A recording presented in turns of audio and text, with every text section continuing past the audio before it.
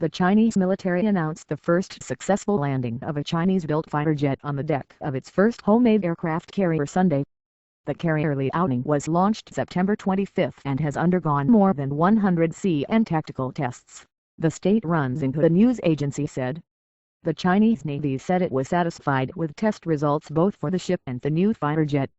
Capabilities of the carrier platform and the J-15 have been tested, meeting all requirements and achieving good compatibility, the agency quoted the Navy as saying. The military said the new aircraft is comparable to U.S. F-18 and Russian Su-33 fighter planes and is capable of launching anti-ship, air-to-air, air-to-ground missiles and precision-guided bombs. China has purchased a decommissioned aircraft carrier from Australia and 3 Soviet-era carriers from Russia, but the Liaoning is the first Chinese-built carrier.